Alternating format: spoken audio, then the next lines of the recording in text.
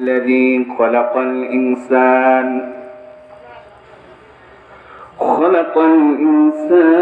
وكرمه وعلمه من البيان ما لم يعلم فسبحان الذي لا يحصى امتنانه باللسان ولا بالقلم. نشهد أن لا إله إلا الله وحده لا شريك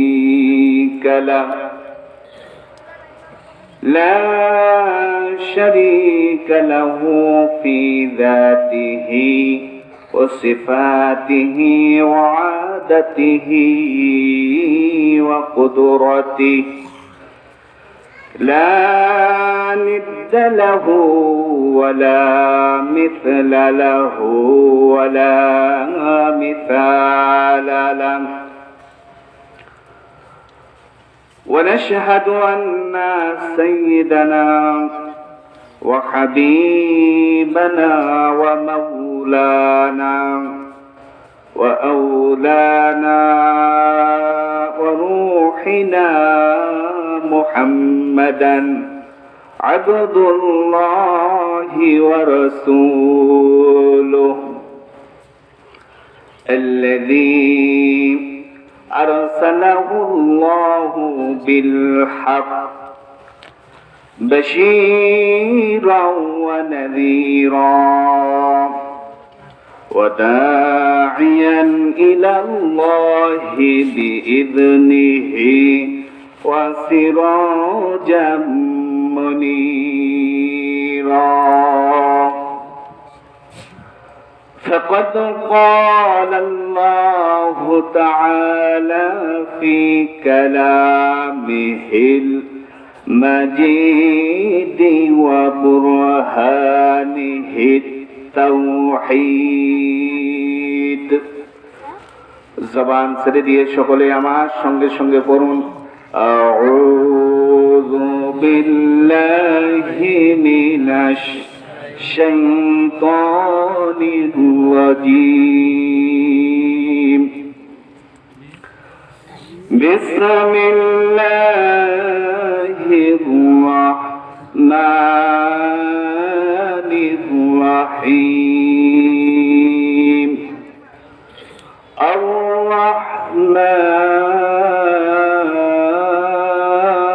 الرحمن علم القرآن خلق الإنسان علمه البيان. صدق الله المولانا العظيم. وقال رسول الله صلى الله عليه وسلم من سلك طريقا يلتمس فيه علما سهل الله به طريقا إلى الجنة. وقال رسول الله صلى الله عليه وسلم في حديث أخرى خيركم من تعلم القرآن وعلمه. وقال نبينا صلى الله عليه وسلم في حديث أخرى إن الذي ليس في جوفه شيء من القرآن كالبيت الخريب. وقال رسول الله صلى الله عليه وسلم من قال به صدقا ومن حكم به عدلا ومن دعا إليه هدى فقد هدي إلى صراط مستقيم.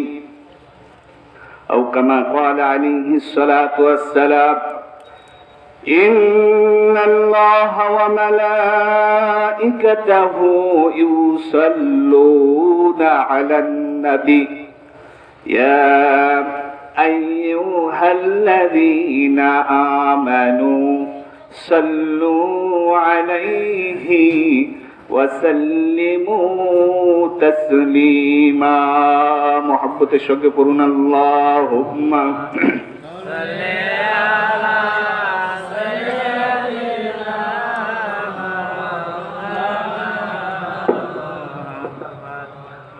وعلى آل سيدنا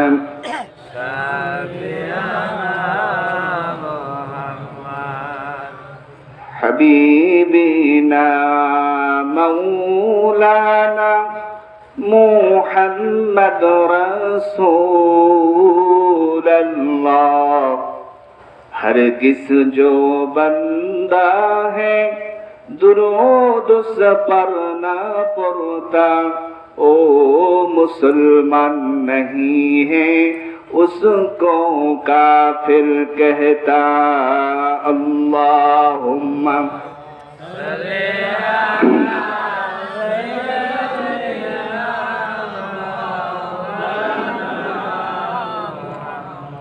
وعلى آل سيدنا شفيعنا محمد بلغ العلا بكماله كشف الدجى بجماله حسنت جميع خصاله صلوا عليه وآله الحمد لله রাজবাড়ী জেলার ঐতিহ্যবাহী গ্রাম পূর্বপাট্টা বিলনেহরিয়া গ্রামের প্রতিষ্ঠিত হাফেজিয়া মাদ্রাসার উদ্যোগে আজকের ওই ঐতিহাসিক তাফসিরুল কোরআন মাহফিলের সম্মানিত প্রধান অতিথি জনাব অধ্যাপক ফরিদ হাসান অদূত সাহেব, চেয়ারম্যান উপজেলা পরিষদ পানশা রাজবাড়ী। আজকের মাহফিলের সম্মানিত সদর সভাপতি জনাব মোহাম্মদ গোলাম মোস্তফা বিশ্বাস সাহেব। আজকের মাহফিলের প্রধান আকর্ষণ, প্রধান বক্তা আমার বন্ধুবাদ জনাব হযরত মাওলানা মুহাদ্দিস আব্দুল খালিক নিসারী সাহেব। আলোচনা রেখে ধন্য করেছেন আপনাদের এলাকার কৃতি সন্তান স্বনামধন্য আলেমে দ্বীন হযরত মাওলানা ওলিউল্লাহ সাহেব। জিকির পরিচালনা করেছেন জনাব ভাই হাফেজ মাওলানা মোহাম্মদ হুব্বুল্লাহ হাদি সাহেব। আজকের মাহফিলের সঞ্চালনায় আছেন মৌলানা মোহাম্মদ মুস্তাফিজুর রহমান সাহেব সহ নাম না জানা যে সমস্ত আজকের মাহফিলের অতিথিবৃন্দ আছেন, সম্মুখপানে সমাবেত প্রাণপ্রিয় তৌহিদি জনতা, পর্দার অন্তর আড়ালে থাকলে মা ও বোনেরা, সকলের প্রতি আমার হৃদয় নিংড়ানো সালাম, আসসালামু আলাইকুম ওয়া রাহমাতুল্লাহি ওয়া বারাকাতুহু। সম্মানিত হাজিরিন, আল্লাহ রাব্বুল আলামিন এই দুনিয়াতে আমাদেরকে পাঠিয়েছেন তার ইবাদত করার জন্য। কি বলেন? এই কথাটা, এই ওয়াজটা শুনতে শুনতে আমাদের ঠোঁটস্থ হয়ে গেছে। আমরা সবাই এই ওয়াজটা জানি। কি বলেন? ওমা খলাকতুল জিন্না ওয়াল ইনসা ইল্লা লিয়াবুদুন। আল্লাহ পাক রব্বুল আলামিন বলেন, ওমা খলাকতুল জিন্না ওয়াল ইনসা, আমি জিন এবং ইনসান সৃষ্টি করেছি ইল্লা লিয়াবুদুন, আমার ইবাদতের জন্য। ঠিক কিনা বলেন? এই ওয়াজ আমরা অনেকেই করি, কিন্তু এটা কিসের আয়াত বলেন তো দেখি? আল্লাহর কোরআনের আয়াত। আর আল্লাহর কোরআন সবচাইতে ভালো বুঝেছে কে বলেন তো? হযরত মুহাম্মদ সাল্লাল্লাহু আলাইহি ওয়াসাল্লাম। হযরত মুহাম্মদ সাল্লাল্লাহু আলাইহি ওয়াসাল্লাম যেভাবে কোরআন বুঝেছেন, যেভাবে বুঝিয়েছেন, এবং সাহাবায়ে কিরাম তার হুজুর সাল্লাল্লাহু আলাইহি ওয়াসাল্লামের সঙ্গে থেকে থেকে যেভাবে কোরআন শিক্ষা করে কোরআনের উপর আমল করেছেন, আজও সেইভাবে কোরআনকে বুঝতে হবে, সেইভাবে কোরআনকে জানতে হবে এবং সেইভাবেই কোরআনের তাফসীর করতে হবে। বলুন ঠিক কিনা? যদি মন করা তাফসীর করেন, না বুঝে দাখিল দশম পাস, অষ্টম পাস, সুর আছে, সুরেলা কণ্ঠ আছে, ওর সার্টিফিকেটের কোনো প্রয়োজন নাই। যদি স্টেজে উঠান তাহলে আমার এলাকার হাতুড়ে ডাক্তারের মতো হবে। বুঝতে পেরেছেন? ওয়াজ এমন ওয়াজ করবে মনে হবে যে খুব সুন্দর কণ্ঠের অধিকারী, যা বলতেছে সবই মনে হয় কোরআনের কথা। ঠিক কিনা? আমার ভাইরা, আল্লাহ রাব্বুল আলামিন এই আয়াতের ভিতরে কঠিন কথা বলেছেন, ওমা খালাকাতুল জিন্না ওয়াল ইনসা ইল্লা লিয়াবুদুন। বিশ্ববিখ্যাত মুফাসসির, পাকিস্তানের বর্তমান চিফ জাস্টিস মুফতি তাকি উসমানী সাহেবের পিতা, যিনি একটি তাফসীর লিখেছিলেন, তার নাম হলো তাফসীর ইবনে কাসির। বলেন কি বললাম? তাফসীর ইবনে কাসির।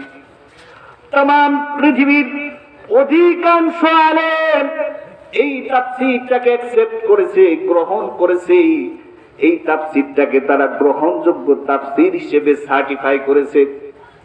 আমার ভাইরা, ওয়াজ করতে হলে কোরআন পড়ে বুঝে সুঝে ওয়াজ করতে হবে। ঠিক কিনা? বলেন, এই ওয়াজ মানুষকে হিট করে। কি করে বলেন? মানুষকে হিট করে। ওয়াজ মানুষকে আকর্ষণ করে ইসলামের পথে চলার জন্য। ঠিক কিনা বলে? আজ পর্যন্ত এই আয়াতটা তাফসীর করে ব্যাখ্যা করে যেভাবে কোরআনে সন্নিবেশিত আছে, তাফসীরের কিতাবে আছে, সেইভাবে আমরা বুঝিনি বলে আমাদের ইবাদত করা খুবই কষ্টকর হয়েছে। ঠিক কিনা বলেন? এই আয়াতের তাফসীর কি? قال لعلما في هذه الآيات وما خلقت الجن والإنس إلا ليعبدون قال العلامة عماد الدين ابن كثير رحمه الله। তিনি বলেন, আল্লাহ রাব্বুল আলামিন এই আয়াত নাযিল করে পৃথিবীর মানুষকে এই আয়াতের মাধ্যম দিয়ে বোঝাতে চেয়েছেন, ওমা খালাকতুল জিন্না ওয়াল ইনসা ইল্লা লিয়াবুদুন, আমি জিন এবং ইনসানকে সৃষ্টি করেছি আইলিয়ারিফুন, আমাকে চিনার জন্য। কিসের জন্য বলেন? আমরা বলি আল্লাহ রাব্বুল আলামিন জিন এবং ইনসানকে সৃষ্টি করেছেন আমাকে ইবাদত করার জন্য। এই ওয়াজ আমরা প্রায় শুনি কি শুনি না বলেন ভাই? কিন্তু আল্লাহ তাআলা বললেন না, ওয়া মা খালাকতুল জিন্না ওয়াল ইনসা ইল্লা লিয়াবুদুন। বড় বড় মুফাসসির کرام যারা কোরআন, হাদিস এবং তাফসীরের উপর যারা পণ্ডিত ছিলেন, তারা বলেছেন লিয়াবুদুন মানে লিয়ারিফুন, আল্লাহকে চিনার জন্য আল্লাহ পাঠিয়েছেন। তাইলে পার্থক্য কি? বাংলা তরজমায় লেখা আছে আল্লাহর ইবাদতের জন্য পাঠিয়েছেন, কিন্তু তাফসীরের মধ্যে স্পষ্ট আকারে লেখা আছে আল্লাহকে চেনার জন্য পাঠিয়েছেন। তাইলে দুটো কথার মধ্যে একটু পার্থক্য হয়ে গেছে কিনা বলেন? চিনা আর ইবাদত করা কি এক? বলেন, এক কথা বলেন। চেনা যে শব্দ আর ইবাদত মানে দাসত্ব করা, দুটোই বাংলা শব্দ। পরিচয় অর্জন করা আরেকটা হলো কি করা? দাসত্ব করা। এই দুটো বাংলা শব্দের মধ্যে পার্থক্য আছে না?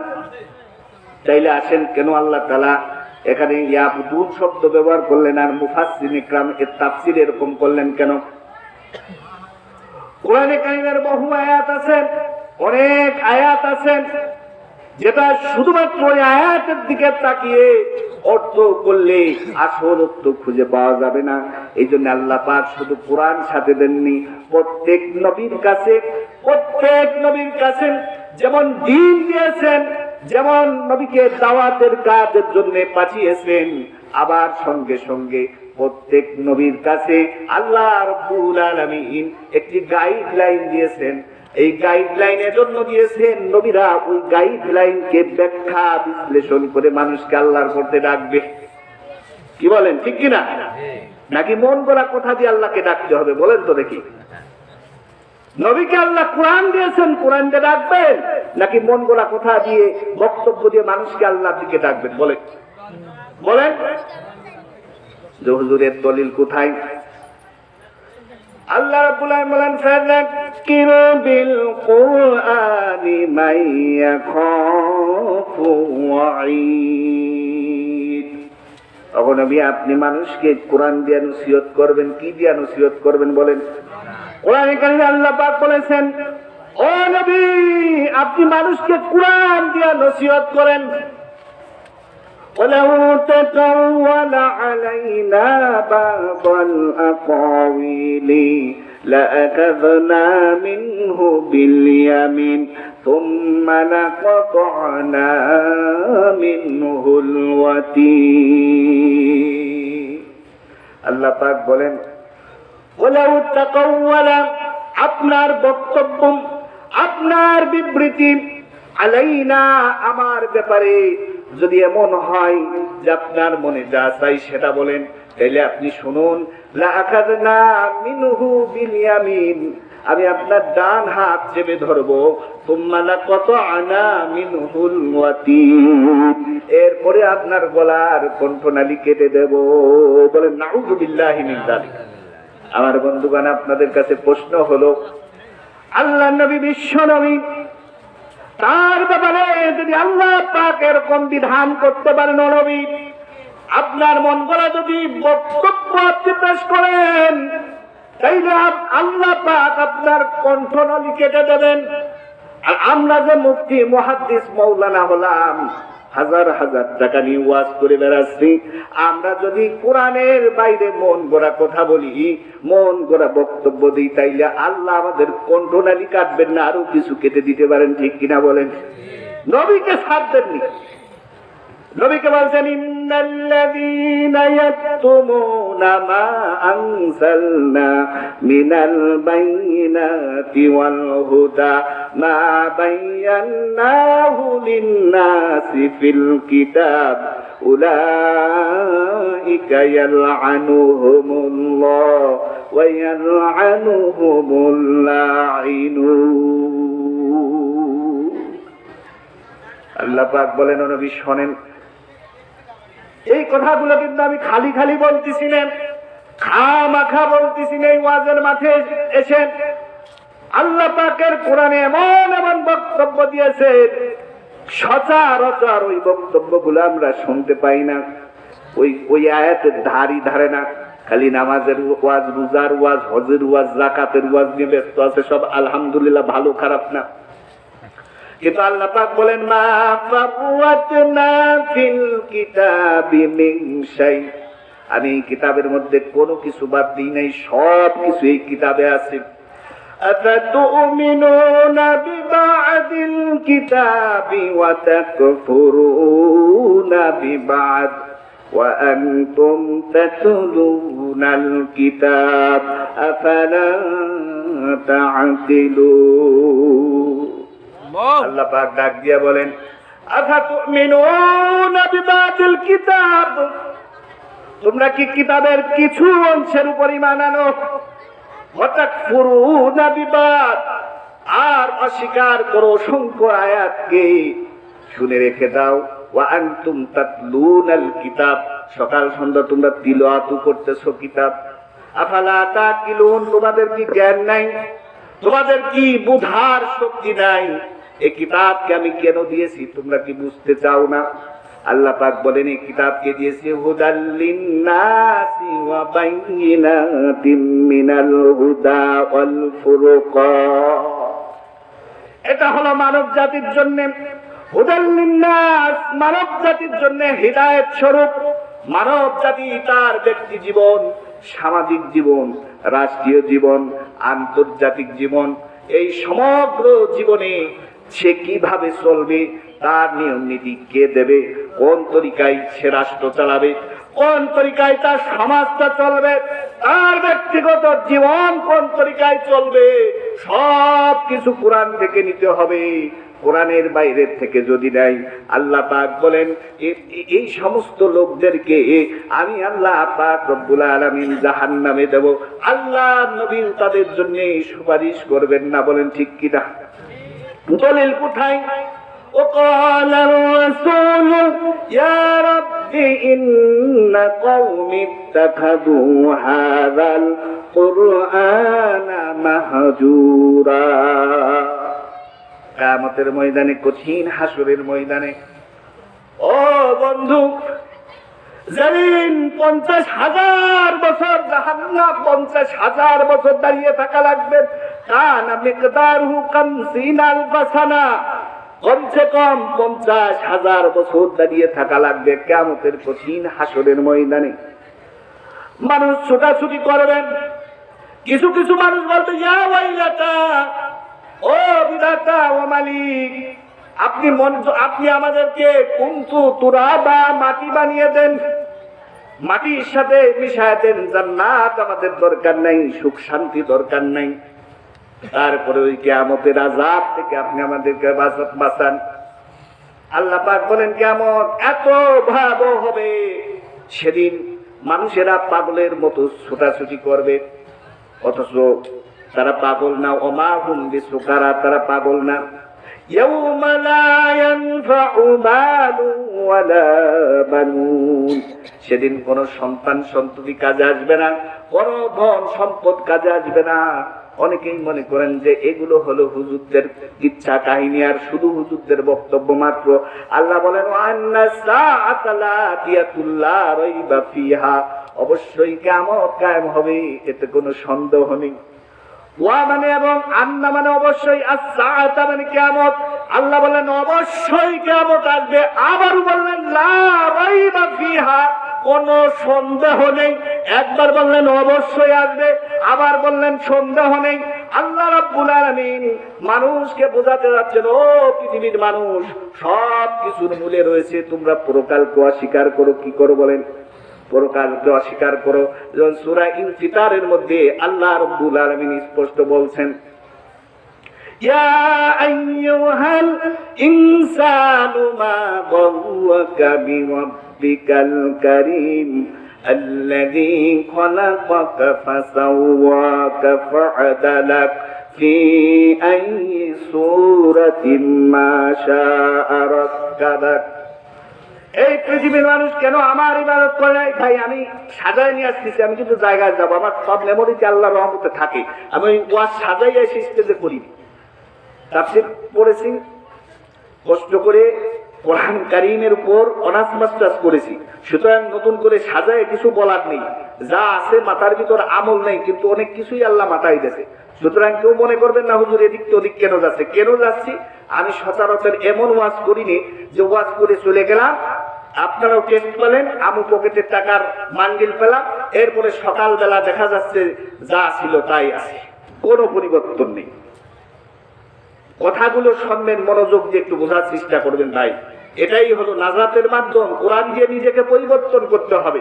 কোরআনের আলোচনা শোনারও কিন্তু অনেক আছে, তা আসলে আমরা মুসলমান কিছুই জানিনি, কারণ ওয়াজ কোনটা শুরু করবো আর কোনটা শেষ করবো এটাই তো বুঝিনি। এই জন্য একটু বোঝার দরকার আছে। কোরআন শুনতে হলে ফাবাশশিরিল ইবাদাল্লাযীনা ইসতামিউনাল কাউল, যারা আল্লাহর গোলাম তারা কোরআনের কথাগুলো মনোযোগ সহকারে শোনে, শুধু শোনে না, ওয়ায়াত্তাবিউনা আহসানাহু, উত্তম সেটার উপর আমল করে। এই নিয়ত যদি না থাকে এই ওয়াজ মাহফিলে জানানোর মূল্য নেই। বুঝতে পেরেছেন? শুধু টাকা পয়সা খরচ করবেন, বক্তা আনবেন, টাকা দেবেন, নিজেরা টাকা পয়সা ব্যয় করবেন, এই মূল নীতি যদি না থাকে তাইলে এই ওয়াজ মাহফিলের কিন্তু চার আনার মূল্য নেই। আমি বলে গেলাম, আল্লাহ পাক নিজেই বলছেন যে ফায়াত্তাবিউনা আহসানাহু, শুনলেই হবে না, উত্তম রূপে আমল করতে হবে, অনুসরণ করতে হবে। আমার ভাইরা, আমি বলতেছিলাম কি জন্য কথা একটা বলতেছিলাম, আয়াত যে ইয়া আইয়ুহাল ইনসান, হে পৃথিবীর মানুষ, মা গাররাকা বিরাব্বিকাল কারীম, তোমার রবের পথ থেকে কে তোমাকে দূরে সরায় রাখলো? কিসে তোমাকে দূরে সরায় রাখলো? কেন তুমি তোমার মালিককে চেনো না? কেন তুমি তোমার রবের পথে চলো না? এই কথা বলে আল্লাহ পাক কি বললেন দেখুন, মা গাররাকা বিরাব্বিকাল কারীম الذي خلقك فسواك فعدلك, যিনি তোমার সৃষ্টি করলেন, তার মানে তোমার কিছুই ছিল না, কেন তার গোলামি করো না? অথচ তোমারে তিনি তো সৃষ্টি করেছেন, স্মরণ করাই দিলেন। এর ব্যাখ্যা করতে গেলে আমার সময় নেই, অনেক আয়াতের মধ্যে আছে। একটা আয়াত শুধু বলি, ওয়াল্লাযী ইউসাউবিরুকুম ফিল আরহামি কাইফা ইয়াশা, তিনি হলেন সেই আল্লাহ যে তোমার মায়ের পেটে আকৃতি দিয়েছেন। সুতরাং কিসে তোমাকে তোমার মালিক হতে, তোমার রব হতে, রবের হুকুম পালন থেকে বিরত রাখলো? এখানে আল্লাহ পাক বলছেন স্পষ্ট করে, বাল তুকাযযিবুনা বিদ্দীন, আসল কথা হলো তোমরা ঠিকই আল্লাহর হুকুম মানতে। আল্লাযী খালাকাকা ফাসাওয়াকা ফাআদালাক ফি আইয়ি সূরাতিন মা শাআ রাক্কাবাক, কাল্লা বাল তুকাযযিবুনা বিদ্দীন, কেন তোমরা আল্লাহর হুকুম মানো না?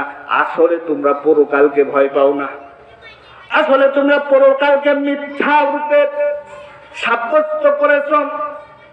মূলত তোমাদের চিন্তা চেতনার মধ্যে আছে ওয়াকালু মা হিয়া ইল্লা হায়াতুনাদ দুনিয়া নামুতু ওয়া নাহইয়া, ওই কাফেরদের মতো চিন্তা চেতনা তোমাদের মধ্যে ঢুকেছে।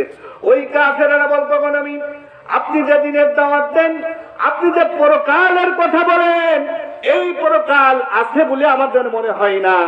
কারণ তারা বলতো অকালু, তারা বলতো মা হিয়া ইল্লা হায়াতুনাদ দুনিয়া, এই দুনিয়ার জীবনই হলো আমাদের সবকিছু, নামুতু ওয়া নাহইয়া, এখানে বেঁচে আছি, এখানেই মরে যাব, সুতরাং কে আবার আমাদেরকে জীবিত করবে?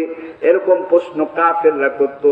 ও মুসলমান, ও বাংলার মুসলমান, আমার কাছেও মনে হয় আমরা মুসলমান হয়ে মুখে কালেমার কথা বলে, মুখে আল্লাহর উপর বিশ্বাসের কথা বলে, মুখে পরকালের কথা বিশ্বাস করার কথা আমরা বলি, মুখে আমরা বলি জান্নাত আছে জাহান্নাম আছে, আমাদের মুখটা কাফেরদের মুখের থেকে একটু পার্থক্য আছে, কিন্তু আল্লাহর কসম করে বলি আমার কাছে মনে হয় বাস্তবে মিলায় নেবেন, যে ব্যক্তি সুদ খায়, ঘুষ খায়, জিনা করে, ব্যভিচার করে, আল্লাহ দ্বীনের পথে চলে না, মুখে তাদের সাথে তাদের মুখ আর কাফেরদের মুখের মধ্যে ডিস্টেন্স আছে, কিন্তু তাদের কলব আর কাফেরদের কলব, অর্থাৎ তাদের বিশ্বাস আর কাফেরদের বিশ্বাস পার্থক্য নাই, সব এক হয়ে গেছে।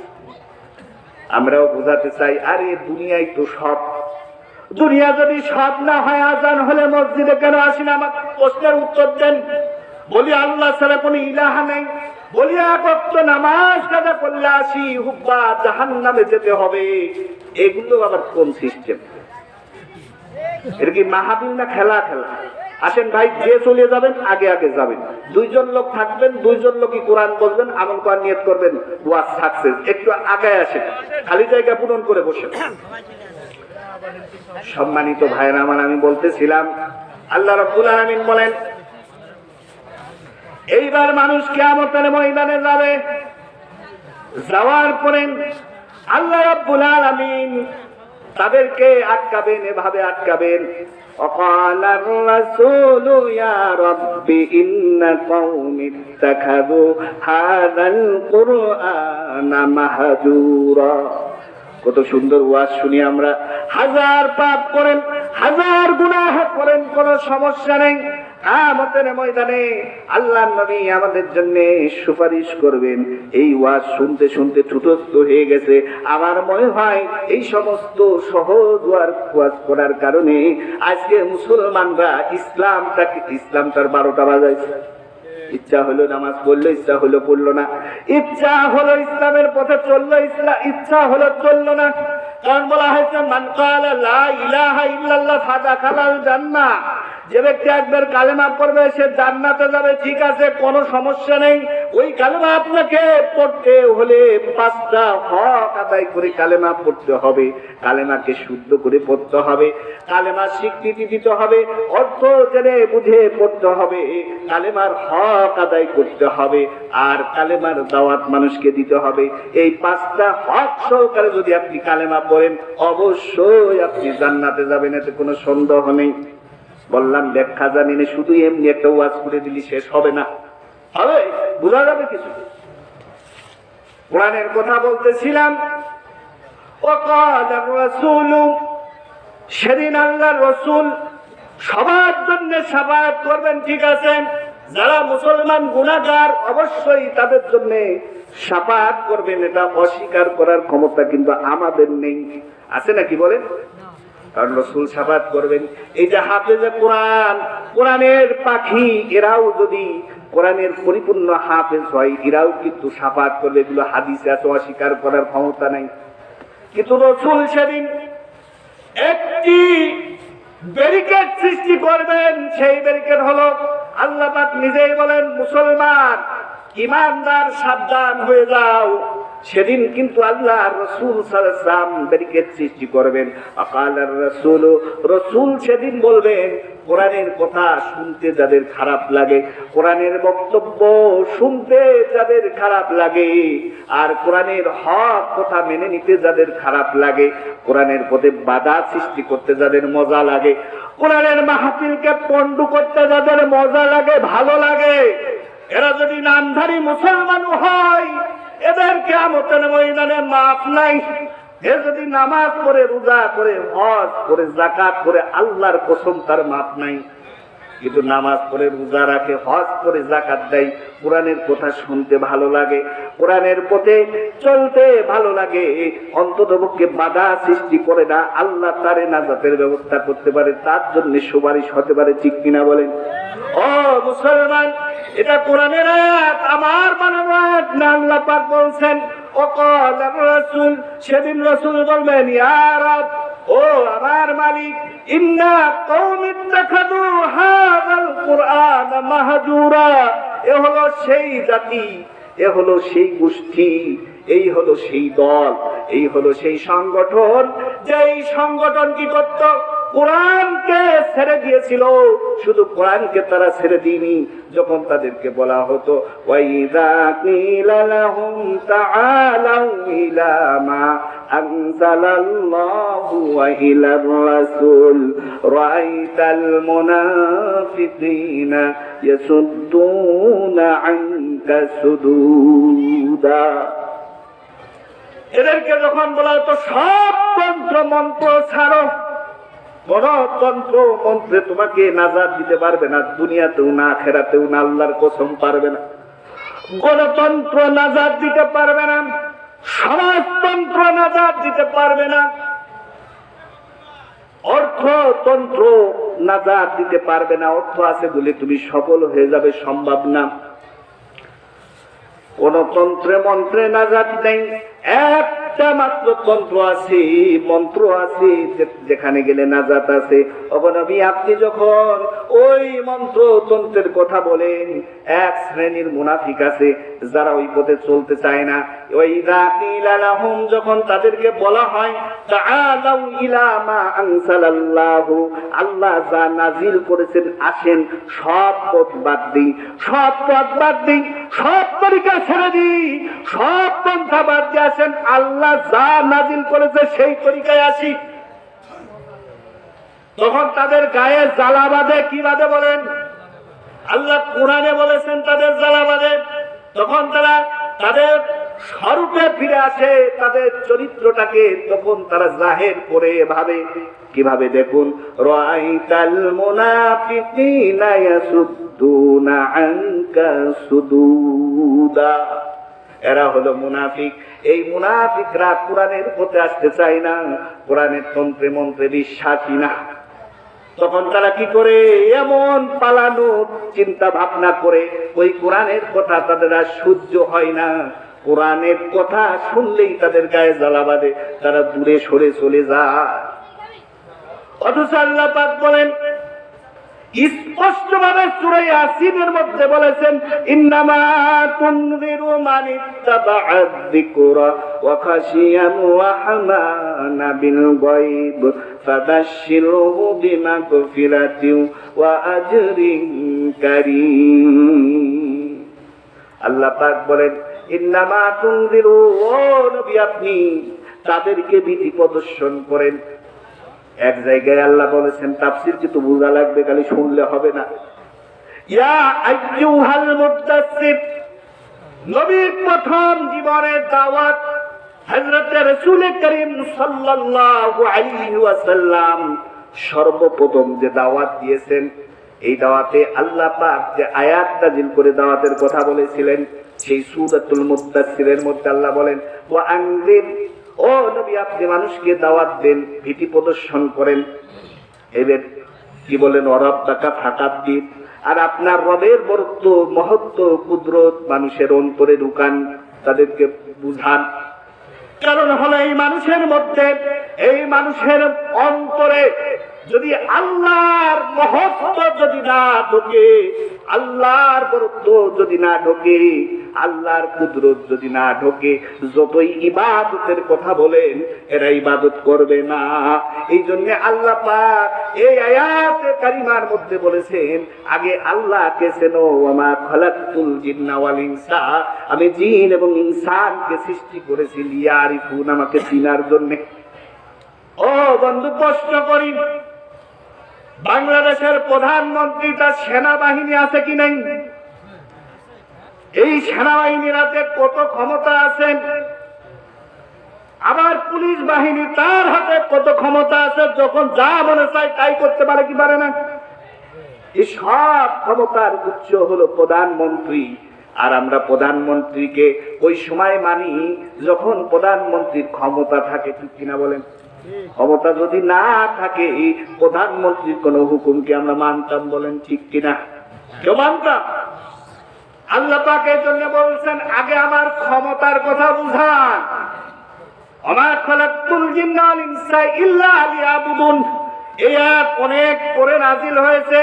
শুরুতে যে আয়াত নাজিল হয়েছে, ইয়া আইয়ুহাল মুদাসসির, ও নবী ওয়া আনজির ফাআনজির, আপনি মানুষকে ভীতি প্রদর্শন করেন, ওয়া রাব্বাকা ফাকাব্বির, আর আপনার রবের বরত্বের কথা আগে বলেন। মানুষ যদি আল্লাহকেই না চেনে, তাহলে আল্লাহকে তো মানতে পারবে না। প্রধানমন্ত্রীর ক্ষমতা সম্পর্কে জানার পরেই তো প্রধানমন্ত্রী সব নিয়ম নীতি আমরা একেবারেই মেনে নিচ্ছি নির্দ্বিধায়। ইসলামের পক্ষে হলেও মানি, বিপক্ষে হলেও মানি। কেন মানি? আমাদের ঈমান নেই, কি নেই? আল্লাহর ভয় নেই, আল্লাহর বরত্ব আমাদের অন্তরের ভিতর নাই। এজন্য যে যা বলতেছে সেখানেই আমরা ভয় পাচ্ছি। আল্লাহ এখানেও কোরআন যে বলতেছেন, ফালা তাকশাউহুম ওয়াকশাউনি, কিসি সে না ডরনা, আল্লাহ সে ডরনা হ্যায়। কোন কিছু থেকে ভয়, মুমিন তো সে যে কিছুকে ভয় পায় না, আল্লাহকে ভয় পায়। যে মুমিনের অন্তরে আছে 40,000 বছর কমসে কম কবরে থাকতে হবে, সে কি 60 বছরের জীবনে কাউকে ভয় পেতে পারে? যেই কবরে নিয়ন্ত্রণ করে আল্লাহ, যেই কবরে ফেরেশতারা, সেনাবাহিনী থাকে ফেরেশতারা, আল্লাহর আইন যদি না মানে, ফেরেশতারা তার উপর নির্যাতন নিষ্পেষণ চালায় কি চালায় না? ও মুসলমান, নির্যাতনের ভয়ে, নিষ্পেষণের ভয়ে, কারাগারে আবদ্ধ হওয়ার ভয়ে তুমি যদি আল্লাহর বিধান থেকে সরে থাকো, তুমি যদি আল্লাহর আইনকে অস্বীকার করো, আল্লাহর হুকুমকে যদি মানুষের ভয়ে তুমি সরে থাকো, আজীবন মানুষ তোমাকে ভয় দেখাতে থাকবে। কিন্তু আসল যিনি ভয় দেখানেওয়ালা, তোমাকে কিয়ামতের ময়দানে 50,000 বছর দাঁড়িয়ে রাখবে, এবং তোমাকে কবর মৃত্যু হওয়ার সঙ্গে সঙ্গে যত ধরনের শাস্তি আছে, সব ধরনের শাস্তির ব্যবস্থা করে রেখেছেন। এটা আগে বুঝা লাগবে, না বুঝলে ইবাদত করা সম্ভব না। ইবাদত হবে কেমন? ওয়াইযা কামু ইলাস সালাতি কামু কুসালা। ইবাদতের মধ্যে সবচেয়ে বড় ইবাদত কি বলেন তো? নামাজ। নামাজ সবচেয়ে বড় ইবাদত না বলে? কিন্তু এই নামাজও আমাদের হয় না। কারণ কি? ওজুর ফরজ কয়টা? 25টা। কি এই 25টা? কি হাত ধোয়া, নাক ধোয়া, কান ধোয়া, এরকম বলেই যায়। আমি আমার জুমা যেখানে ঘোরাই বিরাই বলি, মসজিদে আপনাদের তো অনেকের আশাই যায় নাই। কিভাবে? আপনার তো গোসলের ফরজই জানেন না। একজনকে জিজ্ঞেস করেছে, গোসলের ফরজ কয়টা? 3টে। কি হাত? লুঙ্গি কামড়ে করা, হেঁটে হেঁটে পুকুরে যাওয়া, 2টে চলে আসে। এই হলো, হাসার জন্য বলতেছি, এই হলো আমাদের ধর্মের অবস্থা। আর আমরা চাচ্ছি যে আমরা সহজ জাতি হব, কবর থেকে নাজাত পাবো, কিচ্ছুই হবে না তোমার যদি তো মসজিদে যাওয়াই হাত। বুঝতে পেরেছেন? এজন্যে আগে বুঝা লাগবে, না বুঝলে ইসলাম বুঝা কঠিন, ইসলাম মানা কি সহজ। ইয়াসসিরু ওয়ালা তুআসসিরু, আল্লাহর বিধানকে আল্লাহ সহজ করে দিয়েছেন। আল্লাহ রাসূল বলেন সহজ করো, লা ইউকাল্লিফুল্লাহু নাফসান ইল্লা উসআহা। এমন কোন বিধান আমি দেই নাই যে বিধান মানুষের জন্য পালন করা কঠিন।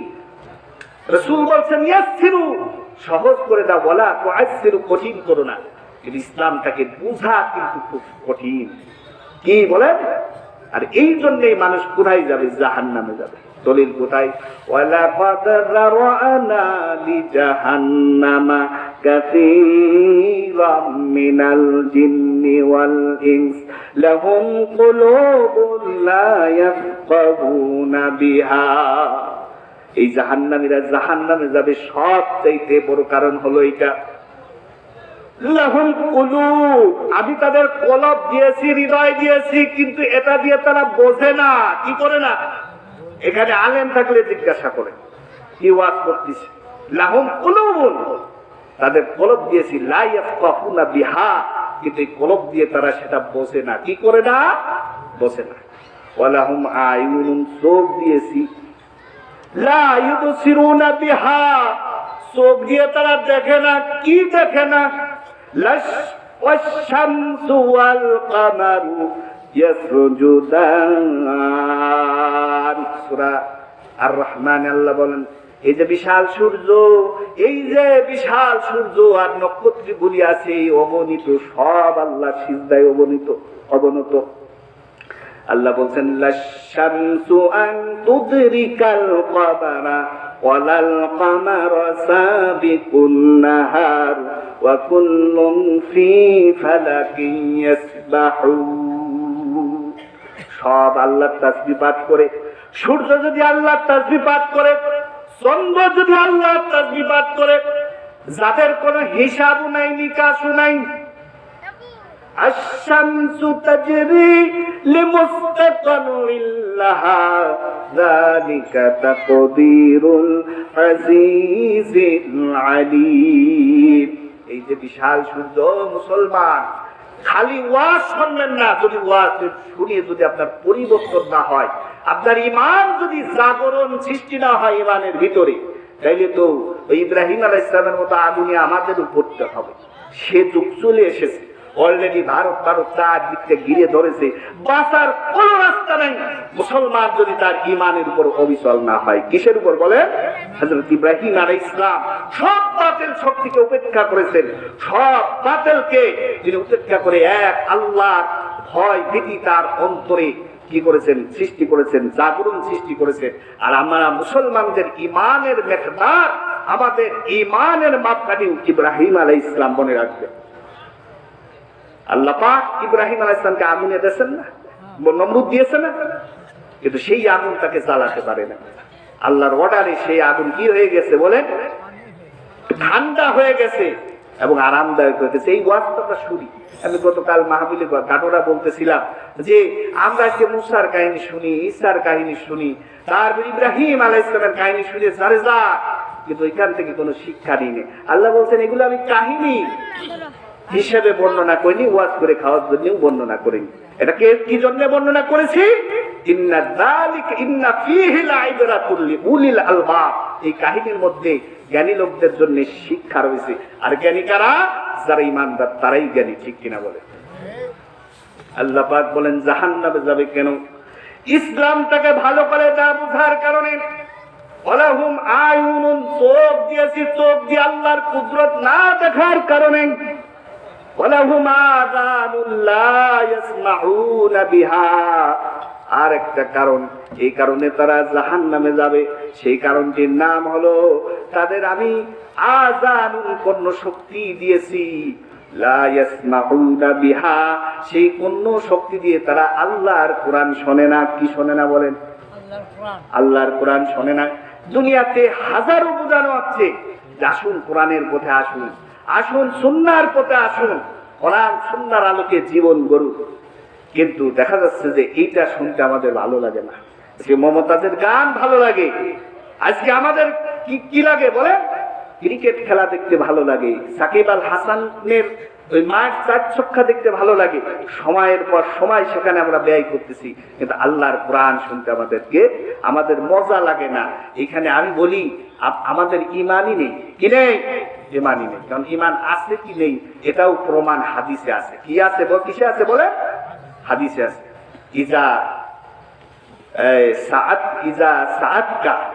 যদি তোমাকে খারাপ কাজ, মন্দ কাজ তোমাকে কষ্ট দেয়, পাপ কাজ যদি তোমার অন্তরে হিট করে, যে পাপ কাজটা করা যাবে না, কষ্ট লাগে তোমার অন্তরে, তাহলে বুঝতে হবে তুমি মুমিন। তুমি কি? মুমিন। আর যদি ভালো কাজ করতে ভালো লাগে তাইলে বুঝতে হবে কি, তাইলে তুমি মুমিন। আর ভালো কাজ করতে যদি তোমার খারাপ লাগে আর মন্দ কাজ করতে তোমার আনন্দ লাগে, তাইলে বুঝতে হবে তোমার কোনো ঈমান নেই। কি নেই বলেন? ঈমান নেই। এই জন্য সকল ভালো কাজ, সব ভালো কাজের মূল উৎস হলো কোরআন, এতে কোনো সন্দেহ নেই। যদি বলেন হুজুর খালি কোরআনের কথা বললেন, হাদিস কি? Hadith is the direct explanation of the holy Quran. কোরআনের সরাসরি ব্যাখ্যা বিশ্লেষণই হলো হাদিস। বুঝতে পেরেছেন? হাদিস কিন্তু আমাদের দেশে একটু সমস্যা আছে, কেউ শুধু কোরআনের কথা বলে, আবার কেউ শুধু হাদিসের কথা বলে আহলে হাদিস নাম দেয়। শেষ 9:50, 10টার মধ্যে শেষ করে, ঠিক আছে। আচ্ছা, এখন হলো শুধু কোরআনের কথা বলে অনেকে আছে শুধু হাদিসের কথা, এই হলো ডিভাইডেড, মারামারি শুরু করেছে। বুঝতে পারছেন? কিন্তু হাদিস হলো রাসূলুল্লাহ সাল্লাল্লাহু আলাইহি ওয়াসাল্লাম যেটা কোরআনের ব্যাখ্যা বিশ্লেষণ করে মন গড়া কোনো বক্তব্য দেননি, সেটাকে হাদিস বলে। এই যে ভাগাভাগিটা হয়েছে, সব ভাগাভাগির মূলে রয়েছে ইহুদি খ্রিস্টানদের ষড়যন্ত্র। এই সূত্রটা মনে রেখে, সাদ সাহেব বলেন, ওলামাপন্থী বলেন, আর এই আহলে হাদিস বলেন, আহলে কোরআন বলেন, যে যত ভাগাভাগি, সব ভাগাভাগির মূলে, পিছনে, নেপথ্যে যে শক্তি রয়েছে সেটা হলো ইহুদিদের চক্রান্ত। ঠিক কিনা বলে? কারণ কোরআনে কারিমে আল্লাহ বলছেন, ওয়াতাসিমু বিহাবলিল্লাহি জামিআ ওয়ালা তাতাফাররাকু ওয়া তাতাফাররাকু, যে তোমরা দলে দলে ছিন্ন বিচ্ছিন্ন হয়ে যেও না। তোমাদের মধ্যে সামান্য কিছু বিষয় নিয়ে মতভেদ থাকতেই পারে, তবে ইসলামের জন্য, দ্বীনের জন্য, আল্লাহ দ্বীনকে দুনিয়াতে প্রতিষ্ঠিত করার জন্য, কায়েম করার জন্য ঐক্যবদ্ধ হতে হবে। এছাড়া কিন্তু বাঁচার উপায় নেই। নামাজ আপনি পড়তে পারেন, রোজা রাখতে পারেন, কিন্তু আপনার জমি একজন ঠেলে নিয়ে চলে গেছে 3 হাত, সেইটার ফাইসলা করতে গেলে ইসলামী রাষ্ট্র ছাড়া বর্তমান যুগের মাতুব্বাররা কেমন হয়েছে জানেন? উদাহরণ দেব, এক জায়গায় নিয়ম করেছে যে কেউ যদি রোজা না থাকে তাহলে তার 60টে বাড়ি, মাতুব্বার নিয়ম করেছে। কয়টা বাড়ি? 60টে বাড়ি। রোজার 20তম দিনে মাতুব্বার সাহেব 8টার সময় সালিশে বসে ওই একজন বেরোজাদারকে ধরে নিয়ে আসছে। নিয়ে আসার পরে তার সালিশ করবে কে বলে? মাতুব্বার। মাতুব্বার সাহেব তার সালিশ করবে, বলছে যে 80টে বেত্রাঘাত তারে করো, কোনো সমস্যা নেই, কিন্তু সমস্যা একটা আছে, কি? আমি সকালে নাস্তা করে আসি, নাস্তা করিনি। বুঝতে পেরেছেন? আমাদের সমাজের মাতুব্বার, আমাদের সমাজের চেয়ারম্যান অধিকাংশ এইরকম। কে কি বলবেন ওপরা, আমি করিনি, আর যে করে করুক, ও চিন্তা করিনি। বুঝতে পেরেছেন? মাটির তলে আমাকে 40,000 বছর যেতে হবে। আমি কেন নাম ধরে বলেছি? আপনি ভালো হন না কে? আপনার গায়ে লাগে কে? আপনারা কে বানাইছে? আপনি কার জমিনে থাকেন? আলাম নাজআলিল আরদা মিহাদা ওয়াল জিবালা উতাদা, এই দুনিয়াটাকে কি আমি বানাই? আল্লাহ পাক বলেন, আওয়ালাম ইয়ারাল্লাযীনা কাফারু আন্নাস সামাওয়াতা ওয়াল আরদা কানাত রাতফান ফাফাতাকনাহুমা। Do not see the unbelievers, then the earth and the sky were joined together, then we separated them. কাফের মুশরিক, ও মুসলমান, তোমরা বিরোধিতা কেন করবা? তুমি চেয়ারম্যান হয়েছো, তোমার উচিত হলো কোরআন হাদিসের যে কথাগুলি আলেমরা বলে, তোমার ভিতর যদি সমস্যা থাকে সংস্কার করা, সংশোধন হয়। কারণ তুমি তো দাবি করো আমি মুসলমান, তোমার নাম তো সব আছে আব্দুর রহিম, আব্দুল করিম, এই নামেই তো চেয়ারম্যান। নাকি আমাদের দেশে বেশিরভাগ চেয়ারম্যানের নাম এরকম না? শ্রীকৃষ্ণ, রাধাকৃষ্ণ, নারায়ণ চন্দ্র, এই নামে চেয়ারম্যান বেশি। কোন নামে বেশি? কেন আপনারা বাধা দেন? কারণটা কি? তাইলে হয় বলেন আমরা কাফের, আমরা মুসলমান না। এরপরে যে মুসলমানদের ক্ষেত্রে ভোট নেন, আর ভোট নেওয়ার জন্য টুপি পরে দাড়ি উঠায়, মাঝে মাঝে পীরমুড়ি দিয়েও যায়, মাঝে মাঝে তাপ দিকেও যায়, আর ভান করে যে আমি চেয়ারম্যান, আমি ইসলামের পক্ষে আছি, আর কোরআনের মাহফিলে গেলে হুজুরদের কথা ভালো লাগে না, বাধা সৃষ্টি করে। বলেন এগুলো মুসলমান না, এগুলো মুসলমান নামধারী ছদ্মবেশী। এই সমস্ত লোক দিয়ে সমাজে শান্তি প্রতিষ্ঠা হবে না। ওই চেয়ারম্যান ওই মাতুব্বারের মতো হবে, সালিশ নালিশ, বউ তালাক, তারপরে আপনার এই যে কি বলে এই আপনার যাকাতের মাল, আপনার হক, তারপরে চুরির শাস্তি, এগুলো ইসলামে নেই। এটা কোরআনের আয়াত না? আসারিকু আসারিকাতু ফাক্তাউ আইদিয়াহুমা, চোর এবং চুন্নির হাত কেটে দাও। এটা করতে গেলে ইসলামী রাষ্ট্রের দরকার আছে কি নেই বলে? ওই যে প্রথম কথা, কোরআনের কিছু অংশ মানবেন, কিছু অংশ মানবেন না, আপনি কাফের। আপনি কি বলেন? কাফের। আল্লাহ পাক বলছেন ওমাল্লাম ইয়াহকুম বিমা আনজালাল্লাহ ফাউলাইকা হুমুল কাফিরুন, যারা আল্লাহর বিচার ফাইসালা মানে না, এরাই হলো সবচেয়ে বড় কাফের। আমরা এগুলো বুঝিনি। আমরা কি বুঝি বলেন? যে হুজুর খালি জিকির করবো, খালি নামাজ পড়বো। আমি জিকিরের বিরুদ্ধে বলিনি। Islam is the complete code of life. ইসলামে জিকির আছে, ইসলামে ফিকির আছে, ইসলামে কি আছে বলেন? সবই আছে, কিন্তু ইসলামে ইসলামী রাষ্ট্র ব্যবস্থাপনা নেই। আছে নাকি? এই যে কে যেন বললো নেই, দেখছেন নেই। الذين إن مكناهم في الأرض أقاموا الصلاة وأمروا بالمعروف ونهوا عن المنكر ولله عاقبة الأمور। ইসলামে যদি রাষ্ট্র ব্যবস্থা না থাকে তাইলে কোরআনের আয়াত আসতো না, ঠিক কিনা বলেন? আল্লাহ রাব্বুল আলামিন বলেন আল্লাযীনা যারা ইম্মাক্কান্নাহুম ফিল আরদ, জমিনে ক্ষমতা পাবে, তাদের কাজ হবে চারটা। কয়টা? আকামুস সালাত, তারা নামাজ কায়েম করবে, ওয়া আমারু বিল মারুফ, সৎ কাজে আদেশ করবে, ওয়া নাহাউ আনিল মুনকার, অসৎ কাজে নিষেধ করবে। আর পক্ষান্তরে যারা এই জমিনে ক্ষমতা পাবে, ইসলাম বিদ্বেষী যদি হয়, ওয়া ইন্নাল মুলুকা ইযা দাখালু আইজ্জাতা আহলিহা আদিল্লা, রাজত্বে যদি বসে থাকে, ক্ষমতায় যদি বসে থাকে এমন লোক, নামধারী লিবাসধারী জালেম, এরা সম্মানী লোকের সম্মান রাখবে না, বরং যারা অসম্মানিত লোক সমাজে, তাদের এক একটা করে এক এক পদে তাদেরকে বসাবে। আর এদের দ্বারা আলেম ওলামা এবং সম্মানিত লোকদেরকে অপমানিত এবং লাঞ্ছিত করবে। ঠিক কিনা? ঠিক কিনা বলে?